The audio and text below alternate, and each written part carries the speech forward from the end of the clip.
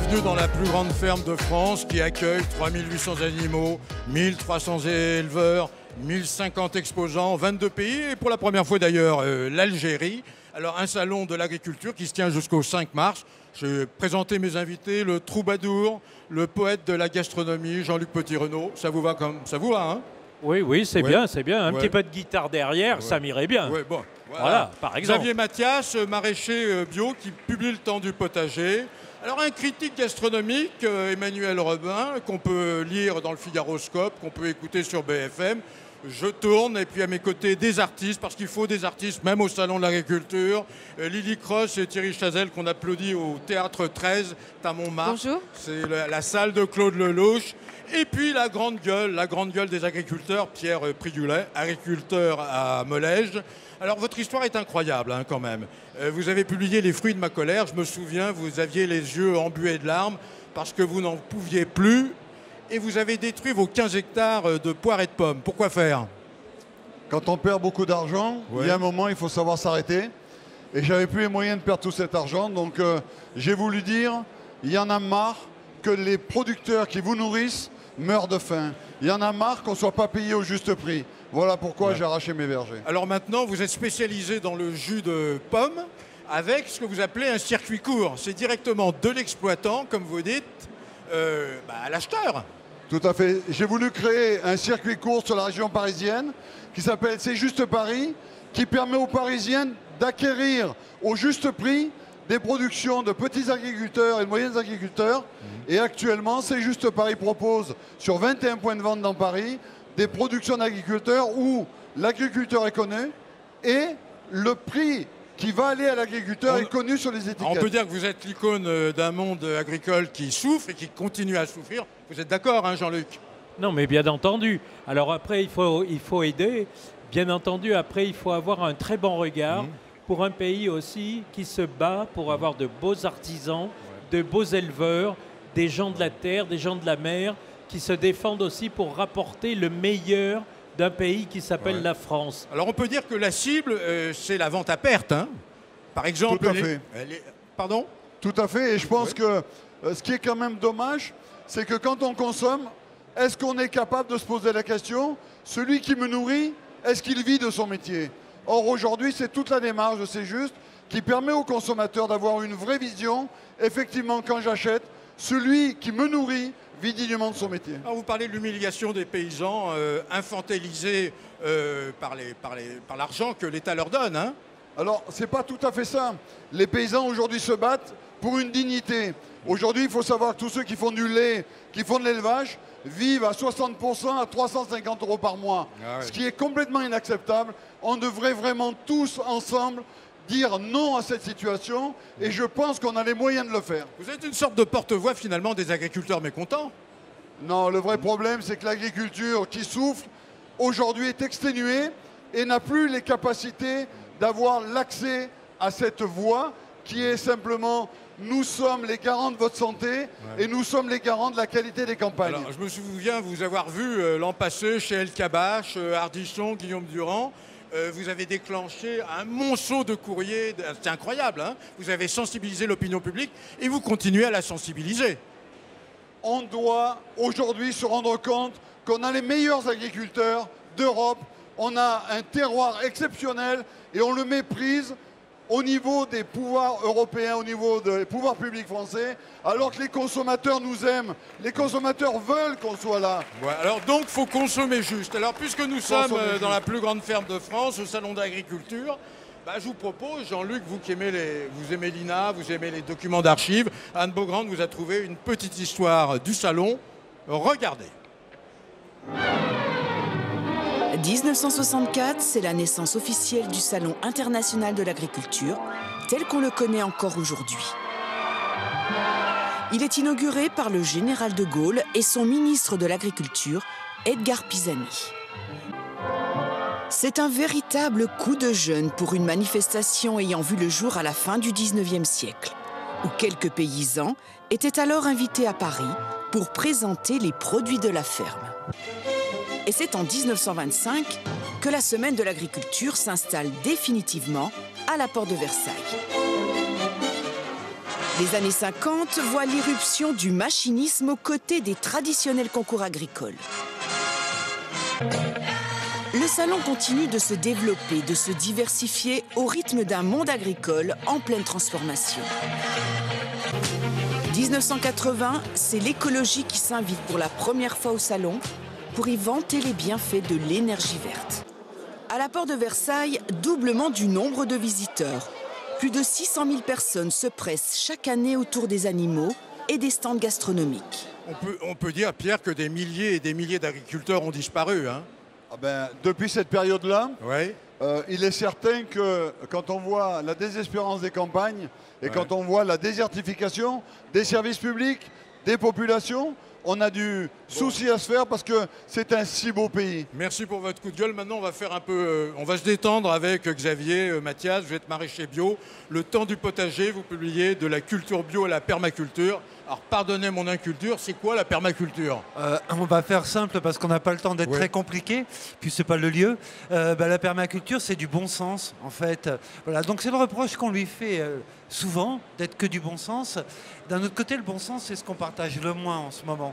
Donc c'est normal qu'à un moment, il ait fallu un petit peu remettre les choses un petit peu plus d'aplomb. Le bon sens, c'est comment, Alors, je sais pas moi, c'est comment analyser son jardin, le cycle solaire, le vent, voilà. la qualité de la terre, c'est ça? Oui, c'est ça, c'est faire preuve d'humilité aussi, peut-être un peu plus. Pas vouloir plier son terroir et son climat à sa volonté.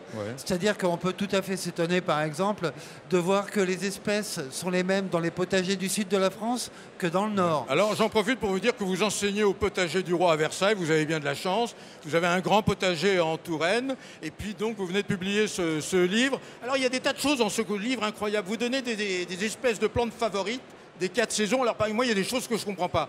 Il y a des fiches, alors c'est peut-être Petit Renaud, des fiches inédites de plantes à rêver. C'est quoi le pois-cœur? Ah, le pois-cœur, alors ça c'est une petite exception, elle n'est pas totalement alimentaire, mais néanmoins elle est médicinale et on peut consommer les jeunes pousses. Donc c'est une plante absolument magique qu'on va trouver à La Réunion, par exemple, qui pousse très bien chez nous aussi, qui fait des petites graines qui font un cœur à l'ombilic, c'est ravissant. Je demandais à Petit Renaud, vous savez ce que c'est que la griffe du diable? Non, mais moi, ce qui me plaît, c'est toute la poésie. C'est-à-dire que quand je comprends rien, je vibre. Et donc, c'est quand même une belle carte de visite. Hein, parce que, justement, je crois que pour revenir simplement au monde agricole, simplement, en un mot, c'est simplement dire aussi qu'on a déshumanisé par des normes, par des décrets européens, mondiaux.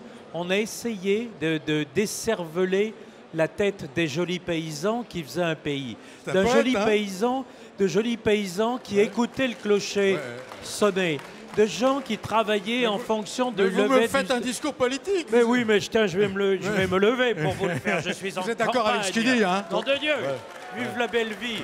Les normes, c'est fait par tous les gens qui ne comprennent pas la nature. Bien. Bon, alors qu'est-ce qu'on appelle les larmes de Job? Ah, les larmes de Job, tiens, c'est comme le bracelet que je porte au poignet.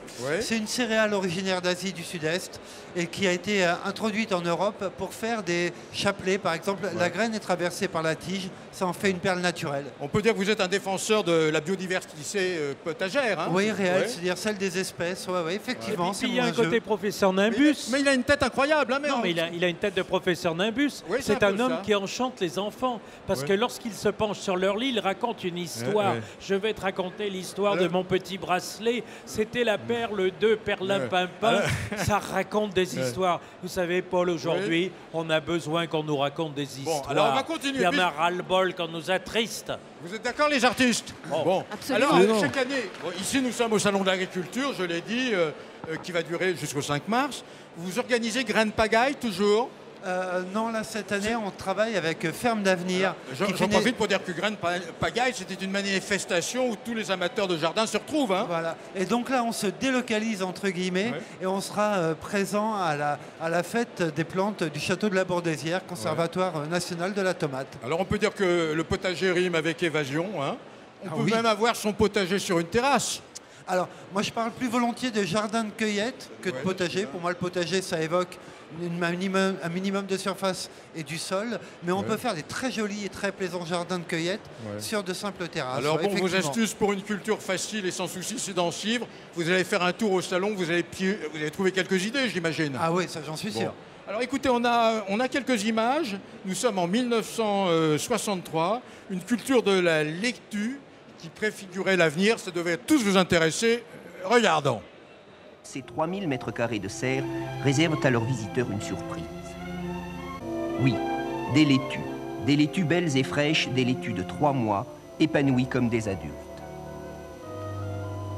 Leur propriétaire, M. Robert Bernard, a tourné le dos aux méthodes traditionnelles et les kilomètres de tuyaux qui sillonnent les serres expliquent pour partie sa réussite. Un système d'aération permet un renouvellement de l'air. Quant à la température, elle est maintenue au voisinage de 6 à 7 degrés par une chaufferie entièrement automatique. Parallèlement à cette installation, M. Bernard Robert a recours à ce poêle en tôle. Un brûleur spécial à propane diffuse du gaz carbonique dont la richesse, sous les serres, active la fonction chlorophyllienne des plantes. Un forçage est ainsi réalisé qui permet en 3 mois de récolter des laitues toutes semblables aux laitues adultes. On peut dire qu'ils étaient visionnaires, Emmanuel, quand on regarde la façon dont on cultivait la laitue il y a 40 ans ou 45 ans. Je sais pas, il faut demander aux agriculteurs. Bon, alors, en tout cas, ils avaient l'air d'aimer ça à l'époque. La technologie triomphante, le progrès, les normes, la PAC. J'en profite, vous êtes, vous, critique gastronomique. Je disais, on peut vous entendre sur BFM, vous lire dans le Figaro et dans d'autres journaux. Vous êtes chroniqueur gastronomique, c'est toute une différence. Alors, une question. Est-ce qu'on mange bien au Salon de l'Agriculture? Parce que je me suis promené là et j'ai vu des tas de stands, des huîtres, des fromages, des saucisses. Est-ce que... La vérité. La vérité, le pire côtoie le meilleur. Alors, en termes de produits, oui, il y a des agriculteurs qui montent avec leurs bourriches, avec des très beaux produits. Après, on ne va pas juger de la qualité de la restauration dans un salon. Hein. C'est un peu de la cavalerie lourde, il faut y aller. C'est une énorme brasserie. Donc, on va être plutôt bienveillant. Donc, on a des beaux produits. Maintenant, vous savez, le produit ne fait pas tout. Il y a aussi le traitement du produit. Autrement, la cuisine n'existerait pas. Et là, il y a trouvé à redire. Là. C'est quand même à la schlag. Hein. Alors, vous êtes auteur du livre noir de la gastronomie française. Et là, vous soulevez le couvercle des marmites et vous dites ce que vous pensez. Ce qui vous distingue tous les deux, Emmanuel et Jean-Luc, c'est que vous critiquez souvent. Et vous êtes une sorte d'amoureux transi, perpétuel. Il n'est pas transi. Vous n'êtes jamais en colère, en fait. C'est vrai, quand vous allez dans un restaurant, vous êtes toujours content. Vrai ou faux? Et sinon, j'y vais pas. C'est-à-dire que, bon, je disais, quand on était au maquillage il y a quelques instants, je disais à Emmanuel, il m'a mis sur le chemin rue Marcadet d'un très bon restaurant autour du Cochon. Je l'ai félicité parce que je n'y serais pas allé s'il ne m'avait pas mis sur le chemin. Bon, alors, mais c'est simplement parce que c'est mon tempérament. Moi, j'aime bien que l'on puisse aussi réjouir les gens. Bon, donc si on se lève en ayant bu un verre de vinaigre le matin, on va passer une sale journée, bon Dieu. Alors essayons de boire des choses réjouissantes. Prenez la parole, sinon on va faire toute la l'émission raison, avec Petit Renaud. C'est une histoire de sémantique. Il est chroniqueur gastronomique. C'est vrai que c'est plus non pas un marchand, mais c'est un faiseur de bonheur. Il va prendre les routes de travers si on faut aussi. Moi, je suis plus dans la critique. Donc, il y aura des belles choses et puis il y aura des moins belles choses. Je suis un peu plus dans l'information. Mais c'est pas grave, il en faut pour tous les goûts. Vous devez être heureux et c'est une bonne nouvelle puisque la gastronomie a fait son entrée au patrimoine universel de l'UNESCO. Ça doit vous faire plaisir, ça. Oui, bon, on va pas se plaindre. Enfin, c'est le repas des Français qui est rentré au patrimoine de l'UNESCO, non pas la gastronomie. C'est un peu plus réducteur. C'est un peu le repas bourgeois tel qu'il a été inventé au 19e. Oui, bon, on va pas se plaindre. C'est un peu aussi un enterrement de première classe. Hein. Alors bon, le Salon d'Agriculture, c'est un immense restaurant, mais lorsqu'on vous lit, j'entends des choses incroyables. Vous dites que certains guides sont corrompus. Les géants de la grande distribution font leur loi, ça doit vous plaire, hein, Pierre? C'est pas que ça me plaît, c'est la réalité économique aujourd'hui. Emmanuel, les chefs aux égos surdimensionnés. C'est intéressant le cas des chefs, on est au Salon de l'Agriculture. Les chefs, et notamment les grands chefs, qui sont les porte-parole de la haute gastronomie, ils ont un double discours. C'est-à-dire que c'est les pompiers pyromanes. Le lundi, ils sont dans leur grand restaurant surétoilé avec les moquettes triple épaisseur, les fourchettes à 17 dents et les euros qui vont avec pour l'addition en plaidant le beau produit, le petit artisanat, la belle geste de la cuisine française. Et le mardi, tu les retrouves planqués derrière leur toque, leur tablier pour signer des contrats mirifiques Belgique, avec tous les grands tenants de l'agroalimentaire. Donc ils font ce qu'ils veulent, mais on peut pas être pompier et pyromane, c'est compliqué. Vous parlez aussi de la main basse des Auvergnats sur tous les cafés. Ah, ça c'est historique. Oui. Vous savez que Paris, moi je suis parisien, hein, pur jus pour souche, donc moi je suis du terroir parisien. Mais le terroir parisien, il a toujours été construit du monde entier, notamment de nos terroirs. Et les Auvergnats, quand ils sont montés à Paris, ils sont montés avec leur savoir-faire, c'est-à-dire notamment avec la charcuterie du pays, et puis ils savaient faire des bouillons. Ouais. Rapidement, à l'époque, il fallait nourrir les Parisiens et surtout les chauffer. Donc ils ont d'abord déposé des charbons, ce qu'on appelle les bouillons, des petits dépôts de charbon. Et puis comme il fallait faire croquer le chaland, ils l'ont fait croquer, ils ont resté les bistrots. Je saute du coq à l'âne. Vous qui adorez les belles maisons, moi j'y croise de temps en temps. Vous avez déjeuné au Salon de l'Agriculture, là, tout à l'heure, ou pas? Non, pas encore, là. Pas encore. Non, on déjeune à toute heure au Salon de l'Agriculture, on dîne, on soupe. Vous testerez, j'imagine. Oui, rapide. Hein. Alors, ce que j'aime bien, c'est votre point de vue sur le guide Michelin. Il est assez critique.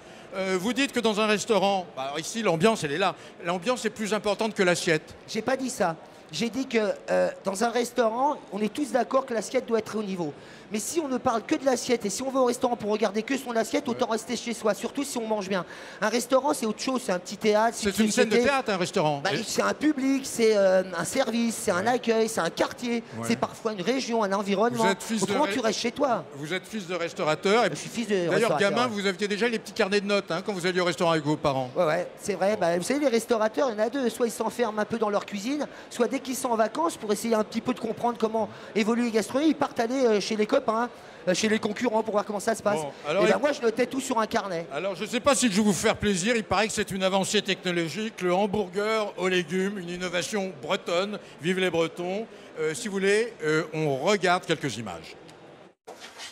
C'est dans cette petite entreprise de Bretagne que l'on met au point le hamburger de demain. Le steak haché est toujours là et le chapeau de pain n'a pas changé.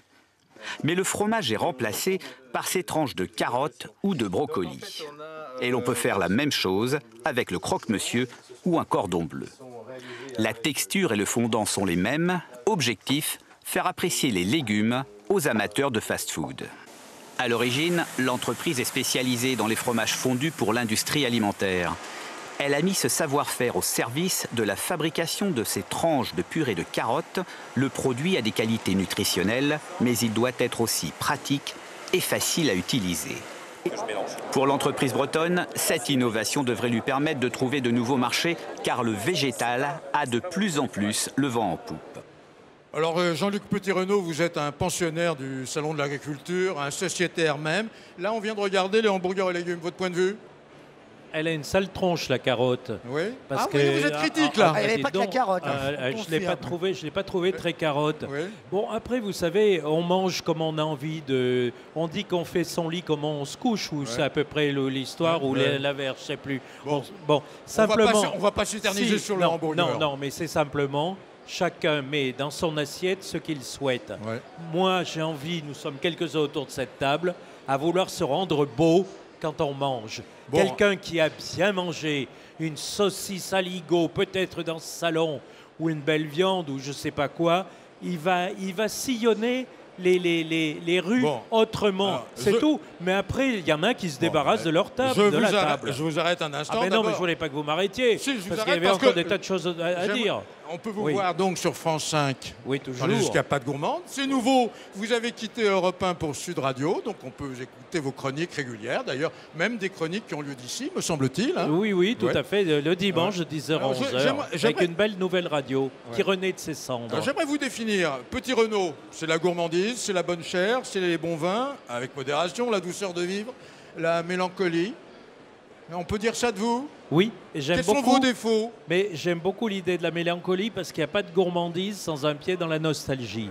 Il y a toujours un pied dans le futur et un pied dans la nostalgie pour être un homme heureux à table. C'est évident. Vous ne trouvez pas aujourd'hui, Jean-Luc, on ne parle, et là je m'adresse à tous, on ne parle que du bio.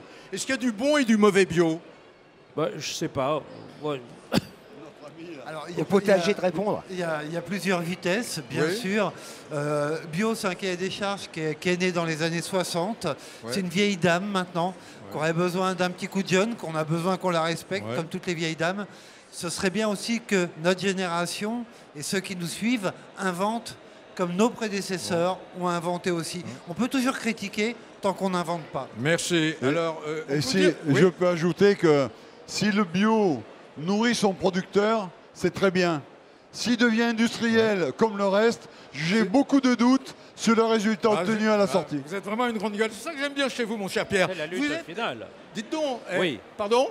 Non, je dis c'est la lutte finale. Oui, c'est un révolutionnaire. Mais c'est évident ce qu'il est en train de dire quand on le voit dans sa beauté, de sa jeunesse et tout. On sait qu'il renouvelle un genre qui est le genre du naturel. Est-ce que mon père, lorsqu'il faisait son jardin et qu'il mettait du fumier de cheval dans son jardin, était en train de réfléchir il y a 60 ans qu'il était en train de faire du bio? Sûrement pas. C'est devenu un principe. On savait faire que ça à l'époque, puisque la culture industrielle est venue bien après. Ça n'empêchait pas les gens de mourir à 67 ans. Donc je veux dire, c'est l'utilisation qu'on fait des choses qui est nocive. Actuellement, je crois que ce qui est très important, c'est que le consommateur reprenne son alimentation en main et se pose de vraies questions. Quand je me nourris, est-ce que celui qui me nourrit gagne sa vie à me nourrir? C'est le plus important. Vous devriez vous présenter à des élections. Hein. Surtout pas, je serai inaudible. Un petit mot, vous êtes l'instigateur de la Semaine du Goût. Oui. La prochaine a lieu quand? Oui, je ne sais pas, au mois d'octobre, mais je n'en fais plus partie, donc elle se déroule sans moi. On peut dire que vous avez publié un best-seller qui était le guide du casse-croûte, mes bons coups de fourchette, 52 tartines du dimanche soir, et je sais que vous adorez la musique. Vous adorez la musique, Jean-Luc? Oui, bien sûr. Vous arrive même de chanter. J'adore les artistes. Il vous arrive même de chanter. Ah oui, parfois, On peut cultiver le bien manger et puis fredonner. Exactement. Alors, je ne sais pas si vous les connaissez, Lily Cross et Thierry Chazelle. Regardez. Bien sûr que je les connais. Vous les connaissez? J'avais déjà retenu le chapeau à sa première apparition à la télé. Oui. Alors, on peut les voir à partir de quand? De maintenant, hein? Alors, en fait, on a des prolongations. Ce qui est extraordinaire, c'est qu'on vient de faire toute une série pendant tout le mois de février au Ciné 13 Théâtre. Le Ciné 13, qui est le théâtre de Claude Lelouch, qui est connu pour ça, sur la butte Montmartre. Et donc là, on prolonge. On a eu tellement de succès qu'on prolonge, en fait, jusqu'au 21 mars. Alors bon, depuis 2008, vous naviguez en duo, 500 concerts, 3 albums, votre nouveau spectacle donc au Ciné 13 Théâtre. On peut dire que vous, c'est la mandoline et la guitare, et vous, c'est la basse acoustique. Hein? Oui, c'est la basse acoustique, et on est chanteurs tous les deux, on écrit nos chansons. On est aussi, d'ailleurs, je trouve, au vu de ce que vous dites là autour de la table, qu'on est pas mal ici, parce qu'en fait, nous, on est un peu les représentants du circuit court de la culture, puisqu'on se produit nous-mêmes, on est aussi des petits producteurs. Donc on produit nos disques, on produit nos spectacles. C'est le circuit court de la variété. Alors, vous avez été élu Morbihanais de l'année, catégorie culture. Alors, jusqu'à présent, c'était très dur, et puis il y a un festival à Montréal. Vous alliez abandonner l'un et l'autre votre métier d'artiste. Et puis, ça a été le déclic à Montréal, une standing ovation, et le succès est arrivé avec des chansons à texte. C'est-à-dire que vous ne faites pas ce que les autres font. C'est ça. Ce qu'on peut dire. Des chansons à texte, essentiellement humoristiques, mais pas seulement. On fait des détours par des terrains plus sensibles. Dites-moi, il y a un instrument mystérieux que vous utilisez parfois, le tapadon. C'est quoi ça? C'est une invention. On a inventé un instrument parce que pour exactement correspondre aux besoins du spectacle, c'est un besoin assez particulier, à une mise en scène très précise. Et il fallait un instrument qui soit invisible au début du spectacle et qui apparaisse au milieu. Alors bon, je disais que Petit Renaud était un troubadour du bien manger, vous êtes des troubadours. Alors vous êtes des chansons à texte, vous parlez de tout, vous parlez de Clint Eastwood, vous parlez du prestige du chapeau. Ça lui va bien, n'est-ce pas? Qu'est-ce qu'il y a en dessous le chapeau? Alors vous parlez par exemple de votre grand-mère. Oui, c'est une chanson à laquelle je tiens beaucoup, une très belle chanson. Vous parlez de votre vieux chien, c'est ce qu'on peut dire. Malheureusement... Comme tous les vieux chiens. Et la chanson française en anglais, ça vous plaît ou pas? Si je tenais l'enfant de salaud qui a profité de mon ivresse pour me tatouer sur les fesses, I am a dog. Alors dans vos chansons, il y a une vingtaine de chansons sur la scène, hein, à Montmartre. Oui, c'est ça. Alors vous parlez d'un sex shop au drôle de destin, non? Oui, de l'érotica. Ça commence comment? J'étais client d'Erotica, où je venais faire mes petits achats. 1000 mètres carrés, rien que pour le sexe et l'excellent rayon latex. Alors bon, si je ne vous avais pas invité au salon de l'agriculture, vous seriez venu, j'imagine. Évidemment, en bon Morbihanais, j'imagine qu'on a quelques représentants ici. Alors vous avez des sujets incroyables, les tatouages mal placés. À quoi ils sont placés où les tatouages? Il y a des endroits qu'on ne peut pas montrer ici. Bon, d'accord. En fait, moi, je veux dire, quand on vient vous applaudir, quand on vous écoute, c'est un peu un inventaire à l'après-vert. Voilà ce qu'on peut dire. Alors, tiens, vous pouvez nous chanter quelque chose, l'homme de sa vie, ça vous plairait? Oui, Attendez, absolument. j'ai une question à vous poser.